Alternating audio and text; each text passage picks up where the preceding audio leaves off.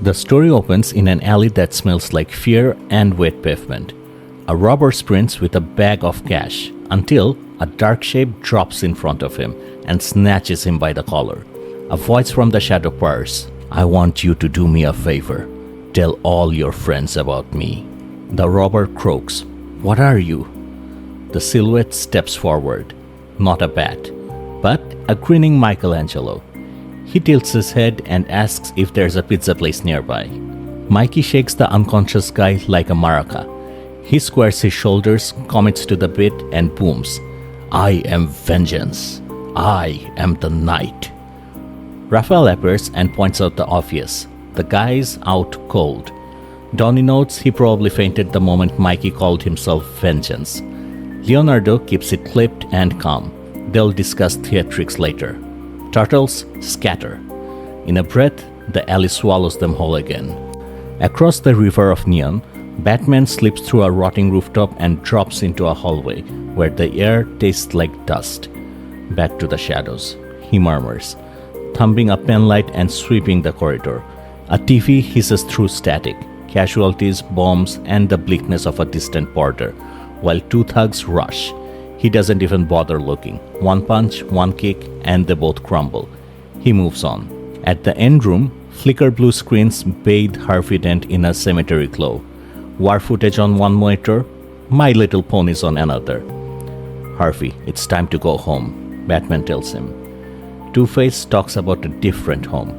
Another world where Two-Face, Harvey, Batman, even Gotham doesn't exist. Batman presses, "How did you get out? Where are the others?" Harvey draws a neat triangle in the dust on the TV and whispers that they went down the rabbit hole. Underground, in the Turtles' lair, Donnie hunches over a laptop and stiffens. This is a definite red flag. Leo is mid-lecture about secrecy and discipline. Mikey heckles, April taps the brakes on the bickering, and Donnie confirms it. Active portal energy, crank signatures. Raph groans but agrees. If Donnie says portal, they move. It's the code Splinter taught them. Mikey, muttering about how everything's always serious, still trails along. Back at Arkham, moonlight turns the razor wire silver. Batman stalks empty blocks of cells and finds a red triangle scrawled on a wall. He scrapes a sample, pockets it. Down the hall, a guard and a doctor chat. Harvey's back in processing thanks to the bat. Cameras fried, same as the other escapes. They step into the triangle-marked cell. Place is a mess, and the Dark Knight is already gone. Far below New York, the sewers narrow into a black throat. "Congrats, Donnie," Raph says. Creepiest corner of NYC sewer system, and that's including Mikey's room. Donnie follows the energy trail.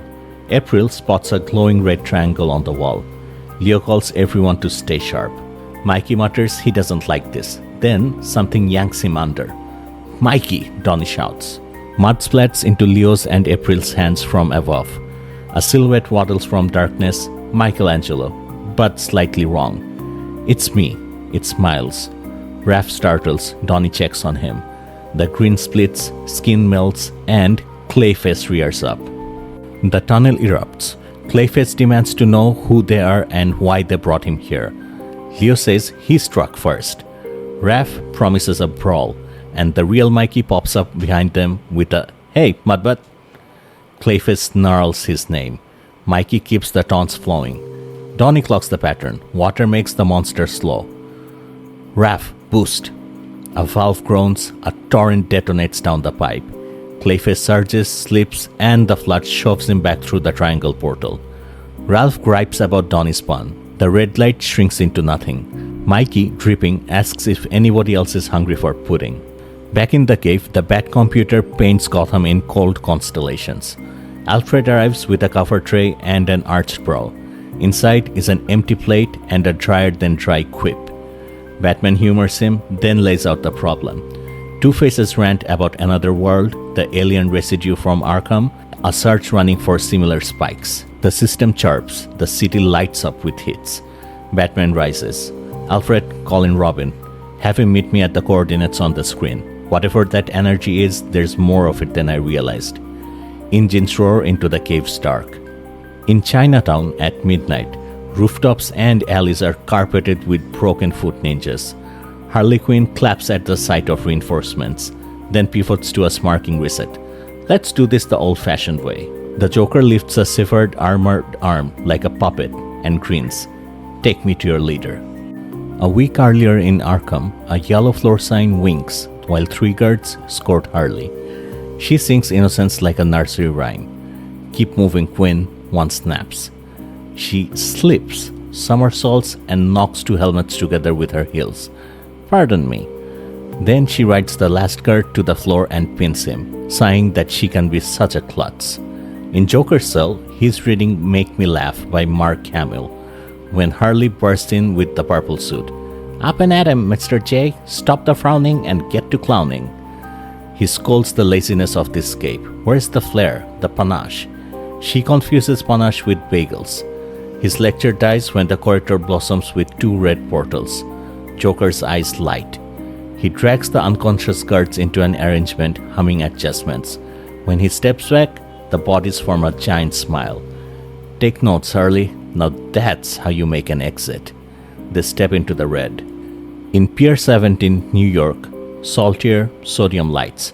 Joker and Harley face Shredder, with Bebop and Rocksteady towering behind. Joker fumbles Shredder's name on purpose.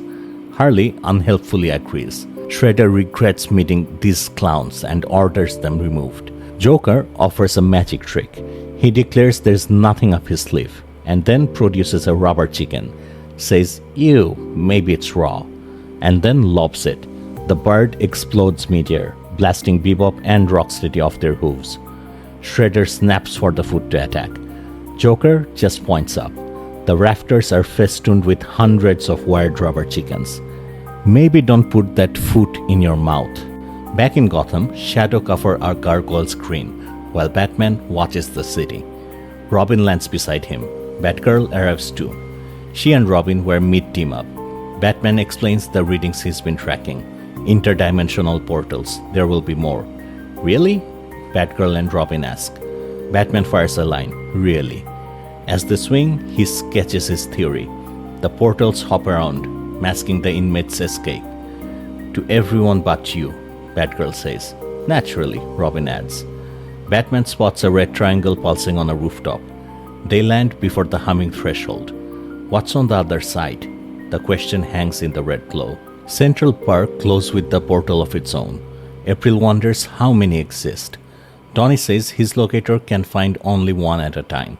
The energy keeps displacing. Mikey pokes the light and marvels at the glow, wonders if it's packed with the mud monsters. Leo warns them to survey before, but too late. Mikey shoves half his arm in. He feels stone. A gargoyle, maybe. On the far side, the gargoyle is Batman's skull. His fist punches through the portal and sends Mikey staggering. The Dark Knight steps through. Explain yourselves, quickly. Mikey screams about the mutant bat creatures from beyond. Ralph answers with steel and gets folded by a single palm strike that cracks his shell.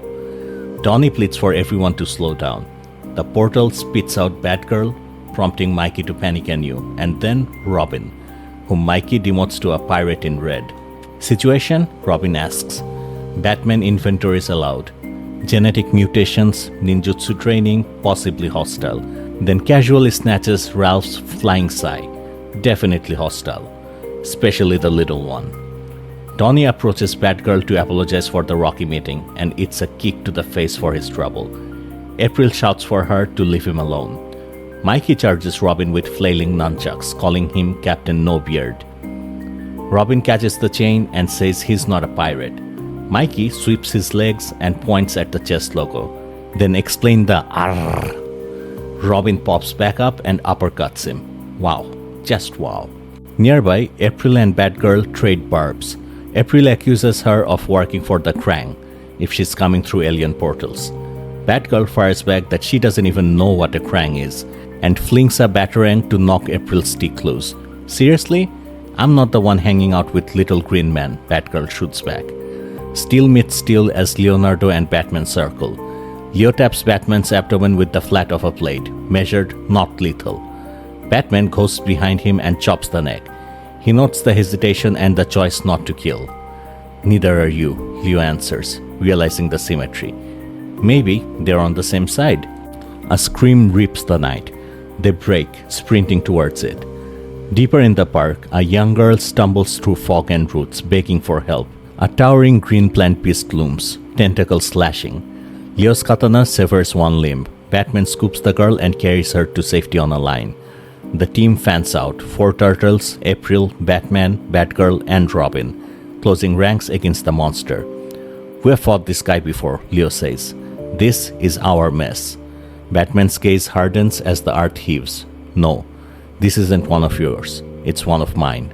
Fine Spillback and Poison Ivy stands beside the creature, her eyes singing a chlorophyll hymn, as blossoms ignite across the clearing. The line is drawn. And that's it. If you enjoyed the video, please like and subscribe, and comment your favorite moment down below. I'll see you next time on Superhero Explained.